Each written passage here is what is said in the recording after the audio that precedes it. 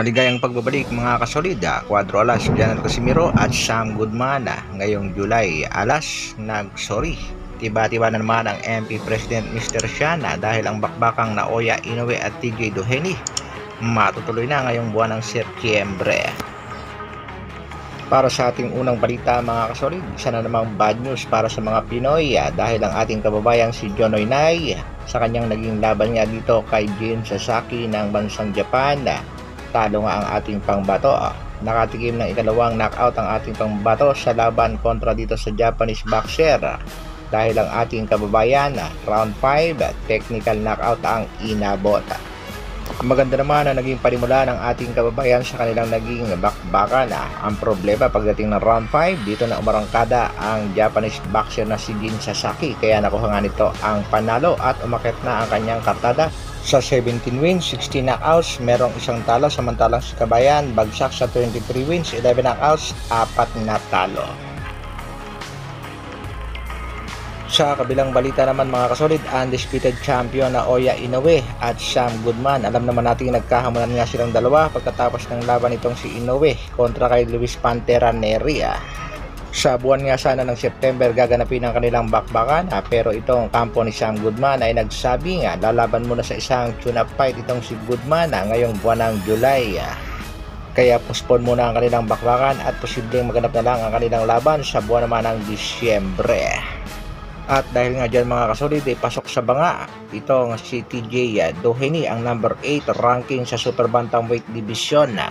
Si TJ Doheny nga ang posibleng makalaban ni Naoya Inoue ngayong buwan ng Setyembre. Alaga nga ng MP Promotion Mr. Sean Gibbons. Matatandaan din natin mga kasolid na ang dalawang huling tinalo nitong si Naoya Inoue ay sina Marlon Tapales na kung saan knockout ang inabot dito sa Japanese Monster. At ang huling laban nga nitong si Inoue ay kontra naman dito kay Luis Pantera Neria na nauwi rin sa knockout. Dalawang huling tinalo ng Japanese Monster, parehas alaga ng handler na si Mr. Sean Gibbons. Kaya naman tiba-tiba talaga itong si Mr. Gibbons. Milyones talaga ang kikitain itong si Mr. Sean dahil ang sunod na laban ni Inoue ay kontra pa rin sa alaga ng MP na si TJ Doheny. Si TJ Doheny nga ang napili ng mga Japanese promoter maging ng American promoter na si Mr. Bob Arum. Kaya nga naman easy work, easy win para sa Japanese Monster. Tiba-tiba na naman sa kikitain ang mga sanctioning bodies at syempre tiba-tiba rin ang MP Promotion, Manny Pacquiao Promotion headed by the President Mr. Sean Gibbons. Matalo manalo, limpak-limpak na naman na milyones ang kikitain. Magaling talagang pumili ng makakalaban ang tinaguriang halimaw ng Japan. Speaking of undefeated Australian boxer Sam Goodman, ang posibleng nga sanang makakalaban itong si Sam Goodman ngayong buwan ng June para sa isang tune-up fight ay ang boxer ng Thailand. Gaganapin nga sana ngayong June 19 sa bansang Australia. Ito nga ay si Chairot Urawot na merong malinis na kartada nga 25 win. 15 nga dyan mga kasolid ay naipanalo nitong boxer ng Thailand sa pamamagitan ng knockout. Pero lumabo din yan mga kasolid dahil sa latest na pahayag nitong si Sam Goodman sa buwan ng July siya lalaban. At matatandaan din natin mga kasolid na napospon din ang laban nitong si Cuadro Alas ngayong buwan ng June at sa halip ay mamuba sa buwan din ng July. Matunog at balitang-balita nga sa kasalukuyan na ang posibleng makalaban ng ating pangbatong si Angas ng Pinas ay ito nga undefeated Australian boxer na si Sam Goodman.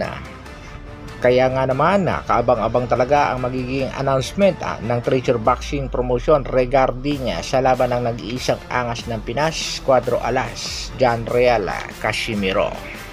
At para sa ating huling balita, nagsorry naman itong kampo ni Cuadro Alas General Casimiro dahil nga sa pagka-postpone ng kanyang mga laban at sinisigurado nga ng kampo ni Casimiro na meron siyang laban.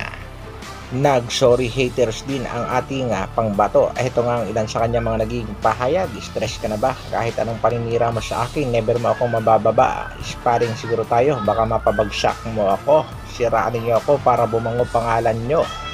Dagdag pa ni Cuadro Alas, "It's my boy, pag ako mapayapa sa boxing career, isang pangalan nyo, pero never ko kayo siraan, nasisira lang kayo dahil sa mga sinasabi nyo." Iyan ang angas ng Pinas, hindi magpapaapekto sa mga taong mapanira. Kaya abangan lang natin mga kasolid ang nalalapit na laban ng nag-iisang angas ng Pinas, Cuadro Alas. Hanggang dito na lang, maraming salamat, bra.